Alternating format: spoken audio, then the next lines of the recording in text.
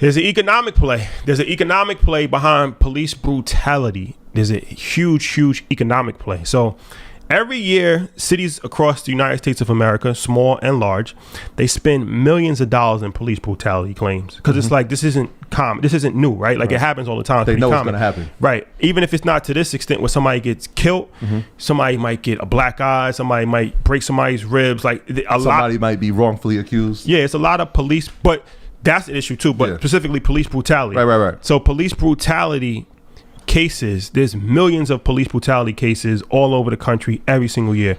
Most of the time it's settled with some compensation being paid. And that can go from $1,000 to $100 million, like anywhere in between, right? It depends. So now what people don't fully understand, I think, is that there's billions of dollars that are paid to victims of police brutality every single year. We hear it all the time. Yeah. There was a settlement for $40 million. This person got $25 million. Nobody thinks about. They just hear the number. Nobody thinks about anything else. Where's this coming from? Yeah, and the crazy. So Chicago, in 2018, $113 million was paid to police brutality. Settlements and judgments. 113 million in just the city of Chicago in 2018. 1 year. That's amazing. So it's like, where does this money come from? So this is now you start to peel back the layers, because if it's like a movie, like you see the Instagram clips and it's like, okay, so now I feel like I'm actually a detective, right? Because it's like now you got to peel back the layers. It's weird because at times, like when you hear these settlements, I remember when Amadou Diallo got the settlement, it was like, yo, it was $40 million or something of that sort, and it was like, that felt like a victory. It felt like, all right, well, he's been compensated for the abuse that he suffered. And then when you look at, like, wait, where did that money come from? It's like, wait, is this really a victory? Should we be celebrating that? That's the crazy thing about it. Nobody ever thought about where the money comes from. So where does the money come from? The money comes from taxpayers, right? So taxpayers. So that's another thing about police officers. Police officers are public servants, right? We pay, when I say we, tax-paying people of the United States of America pay the salaries and the retirement of the police department. All of that comes from tax dollars. So now the taxpayers are paying for these payouts. Right. That's the first part that people need to fully understand. It's like, even before the payout, right? They have you got to understand that part. Before you even get to the settlement, you've had to go through a court case, right? There's no financial responsibility on the side of an officer during a police brutality case. So literally, the taxpayers pay for their trial. So they're paying for the lawyers, they're paying for the judgments, and they're paying for the settlements. Like, there is nothing that they have to do if the act is committed while they're on the job. Yeah, that's a fact. So now the taxpayers pay for it. So it's like, all right. So now we got to peel back even more layers. So now a lot of cities and towns, they have liability policies.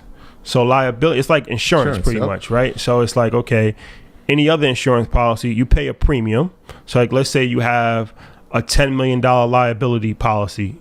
So your premium for that might be $250,000, right? So taxpayers are paying the premium because that's where it comes from, the budget. So taxpayers paying $250,000, and then the liability company is paying the $10 million. So that's like, okay, if you get into a situation and you beat up somebody, a cop, if you're a cop and you beat up somebody, they sue. Now they win.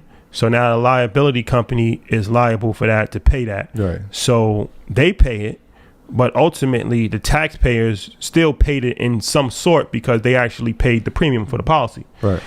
So, but that wouldn't be that bad. I was about because to say, let's go deeper. It's like, all right, you're only paying. It's still bad. Yeah. Because it's like you are committing a crime. You are actually abusing somebody, and where even if it's $1 or 10% of what's being paid, it's still we're still paying for a taxpayer. So that but it's like, all right, it's still less. It's not like you're paying the whole thing, right? But now you got to peel back even one more layer. So it's like, all right, what happens is that most of these cities, towns, and especially as more and more police brutality cases start to be reported, they don't have enough liability, because you got to think about it, liability companies are a business as well. They're not just trying to give away your money. Yeah, it's like they cap it. So now it's like there's not enough liability insurance to cover a lot of this, right? So we need more money. So now they need more money, additional money in addition to the liability.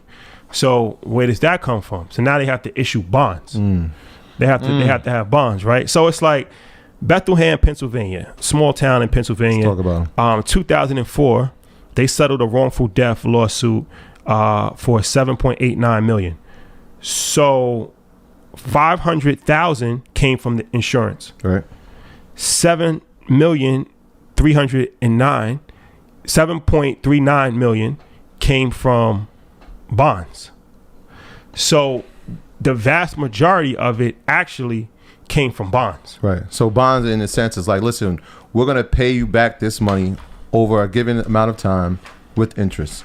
Right. So a lot of times it could be 30 years. Sometimes it could be shorter. So we just got to understand that part too. So literally a municipality is saying, listen, we don't have the money, but we'll get it back to you. They're going to raise that money from the good people who live in that city. So it's like, listen, the people who live in these areas, and a lot of times it's over-policed areas. So when we look at the cities, it's over-policed areas. When they're over-policed, there's going to be more incidents. There's going to be more altercations with law officials. So they already know, like, all right, well, we're going to set this budget aside. And if we don't have enough, we're going to get more from the taxpayers. Yeah. And so what happens, what's going on now is that cities across the United States of America are going into massive debt because of what they're calling it police brutality bonds. That's what they're pretty much. They're literally, if you Google it, that's what it says. Police brutality bonds. So that's the crazy thing about the financial industry. They issue bonds for anything. There was bonds for mortgage-backed security for your home. Yeah. There's bonds for anything. If you really get creative, you can issue a bond. So now they actually have police brutality bonds, right? So between 2008 and 2017, we did some research. LA, $74 million and was paid in police brutality bonds. Yep. The insurance, the interest on that was $18 million to the holders of the bond, and taxpayers, it cost them $89 million. Right. So I just want people to understand that. So, all right, LA didn't have enough to pay police brutality cases. Right. So those are the judgments and settlements. Right. So over and above what they already have in their budget, or over and above the liability insurance. That's the scary part too. Like, we already are saying, listen, we have a budget for it. Let's keep going. Yeah. So now they have to go to the financial markets and issue bonds worth $71 million, right? So they take out bonds for $71 million to pay this. Because if you know what a bond is, it's like somebody's loaning you money. For them loaning you money, you're paying it back over a course of time, but it's with interest. So now the people that loaned them the money, people that loaned them $71 million, they got paid an interest of $18 million. We're going to talk about who they are too in a sec. They made money. They made 18. The people that issued the bonds made $18 million on the bonds. The taxpayers ended up paying for the whole thing because you have to pay for the bond and the interest. Right. So the taxpayers ended up paying $89 million. Right. So you got the bond money, which is the 71 if we're talking about LA, and then you talk about the interest paid, so you combine those two, and that's what the bill is for the taxpayer. Yep. Milwaukee during that same time, $26 million in bonds, $3.7 million in interest. The taxpayers paid $29 million. Chicago, I don't know what's going on in Chicago. Well, Chicago had a lot of high profile cases. One that comes to mind, and we're going to talk about a duration of time. So from like 2010 to 2018, we're talking almost $1 billion paid. They had the Laquan McDonald case where the young black kid was shot 16 times, and I believe the officer's name was Van Dyke or something like that. Got sentenced to 6 years. There was a settlement in that case. So you got a couple of cases in Chicago that happened from 2010 to 2017. They had $709 million in bonds. $709 million. The interest paid on those bonds was $1 billion with a B. So the taxpayers get the bill for 1.7. There's a crazy part. There was this quote. I was like, "Yo, that is it." I was reading. It was like they said this is like the equivalent of paying your rent with a credit card. Like, it's a temporary solution, but the root of the problem is you don't have enough money to pay your bills. Yeah. So, you know what I'm saying? Yeah, think about that. And that's crazy. I mean, because if you look at it, like Milwaukee paid $3 million interest on $26 million bond. LA paid $18 million on a $71 million bond. They're small. The interest is smaller than the amount of money that they borrow. Chicago actually paid more interest than what they. So not only are they issuing bonds, they're issuing high interest, like credit card, like 35% or something like that. It must be crazy that they paid $1 billion of interest and they only borrowed $709 million. Yeah. And the taxpayers pay for all of that. Taxpayers pay for $1.7 billion. So this is something that's so crazy because it's like you're paying for police brutality.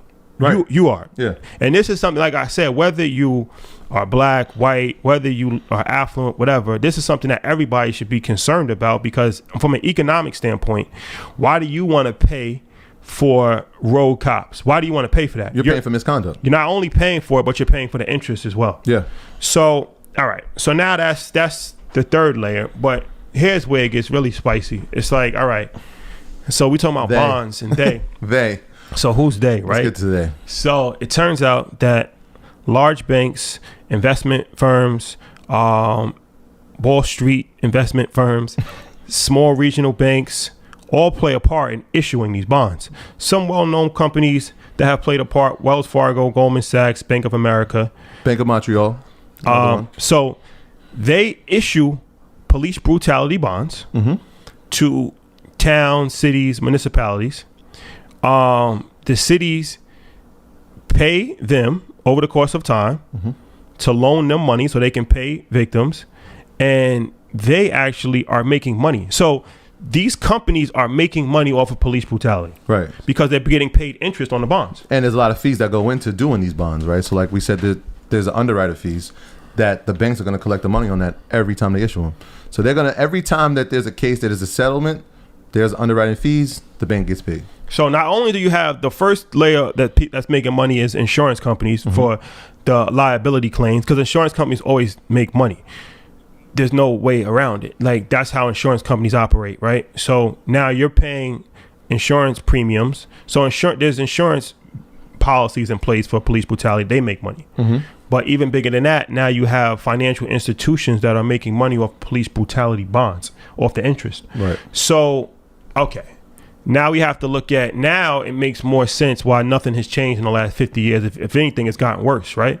Because there's no incentive for it to stop. Not only do the police do not pay themselves, they have no financial responsibility for it at all. So that's one thing. Like that's crazy. The insurance companies is actually making money on it, and now banks and financial institutions are making money on it.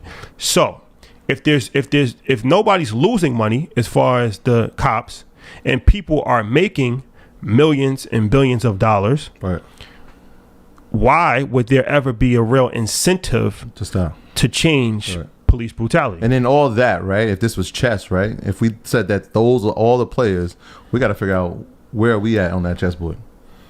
Just pawns getting moved around.